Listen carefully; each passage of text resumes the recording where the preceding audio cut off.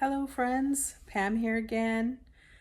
It is a Tuesday afternoon, September the 16th, I believe, and I'm just having a little sit down in the afternoon on my couch, and I'm holding the camera, so it might be a little shaky. So bear with me. But I just wanted to steal this moment because I've been thinking about the idea of having a moment's peace. Now, if you're a mom or a dad, or honestly, if you're doing anything, sometimes you know how hard it is to get a moment's peace. And I remember my mom and my grandma and other women mainly in my life, just hearing them say, if I could just get a moment's peace, or can you kids give me a moment's peace? Just a time to breathe just for a moment. And I wanted to kind of take this little moment of peace that I had between things that are happening before my piano students come. Because normally I would be distracted and slightly stressed about the students coming, feeling like I couldn't rest. I had to bustle around the house doing just one last chore or cleaning one last room, going over things, and there really isn't any need. But for me, I've often struggled to feel like I've had any peace. It's been an ongoing struggle. And I've realized as I'm growing older that most of that struggle is internal. So when I was a child, I was the oldest of 6 kids. I had a lot of responsibility. There was a lot going on. My mom was a nurse. My dad was trying to start his own business. And there was also some tragedy that struck. There was just a lot of, I would say, bustling about, stress. And I had a great childhood in many ways, but I was very overly responsible for myself and my younger siblings at a young age. And I remember longing for peace. And that's how I'm wired. I really need time alone. I really need quiet. And none of that was readily to be had. And so I got lost in books. I got lost in one of my very favorite books. It's called Emily of New Moon by L.M. Montgomery. And I found it after reading the Anne of Green Gables books, which are wonderful. And other books like that. The Story Girl, another really cool book by L.M. Montgomery. And I kind of shared this kinship or affinity for peaceful, beautiful places and trying to search them out. But anyway, what I was saying is when I was a kid, I would often try and disappear somewhere where no one could find me, where I could just read a book and have a moment's peace.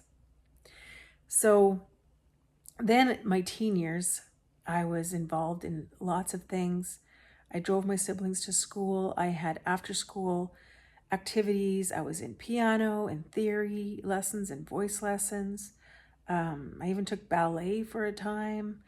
And as wonderful as it was for my mom to put me in those things, and I appreciate it, it just made life, with church activities every Sunday, Wednesday. Anyway, there was just a lot going on. We also had a small farm, had animals to take care of. I just remember not having a moment's peace, right? That was kind of the theme. And then I went to, right out of high school, I went to college and university. I worked. I was involved in Child Evangelism Fellowship. Traveled with the PR team for my college, doing music and drama. I was a camp counselor, teen camp counselor. Oh my goodness. I mean, when I think of the litany of things that I did, no wonder, but I never felt like I was doing enough. I always felt like I was running behind and always had this anxious sense of guilt, like I should be doing more, I wasn't quite doing enough. And so after college, I got married, I started teaching. I had my daughter. I was in the hospital. I had a really difficult pregnancies, and that's another story. But yeah, having a hard time finding that moment of peace. And when there was nothing going on, I could never and still have a really hard time relaxing.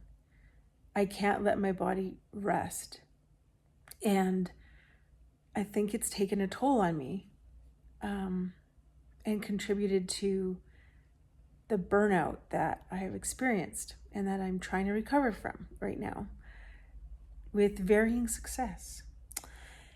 So I'm looking down at my little notes. I decided that instead of, I used to, and sometimes still do, just jot down notes on little pieces, bits of paper, and I thought, actually, some of these ideas and thoughts I want to keep in a central place, even if they're just point form notes.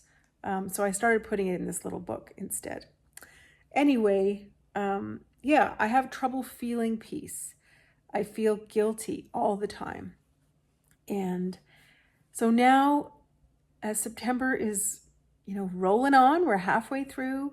I've got my schedule finally kind of figured out, and it's looking pretty good. There's not a lot of time built in there for I don't know, laying around. But I think sometimes that's what I need to do, right? If I have a moment of peace, I need to enjoy it, experience it, drink it in, sit on the porch in the sun for a moment. And so I'm learning to try and do that more so that I have a fuller cup to pour out from. But this feeling of guilt, I can't shake. So yeah, having, piano students coming later on in the day, I have a hard time relaxing too, even though everything's fine. The students are great. It's going to be great. If I have something going on later in the day, I feel really restless in the morning and have a hard time even accomplishing tasks. Like I'll start 10 different tasks and not finish them. I've started cleaning the windows. I've not done that. I've started harvesting in the garden. Not done that. Different rooms I've cleaned. Oh, we have to get our suite ready for renters. And I have so many things in that suite that I have no idea what to do with. So that's a whole nother thing. Anyway, where was I?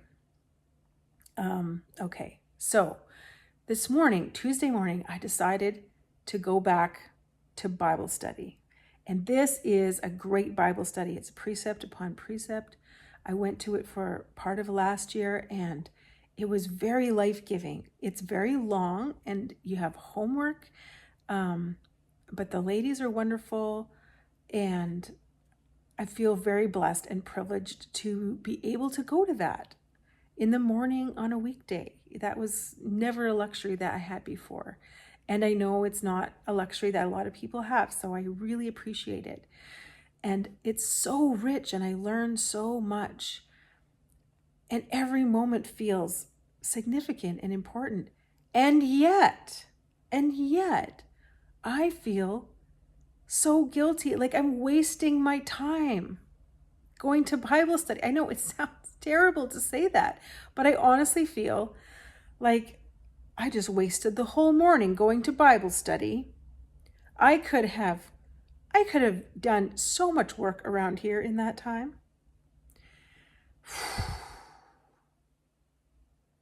So theoretically, in my logical brain, I know it's important and I know it's significant and I want to still go, but it's going to take discipline because it's kind of like a dog nipping at your heels.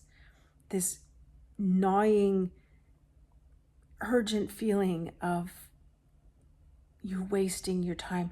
You're not doing enough. It's kind of like I'm cracking a whip above my own head all the time. And no wonder I'm so tired all the time. You know, even if I haven't really done that much in a day, I'll be so dead tired. Anyway, let me know your thoughts about that.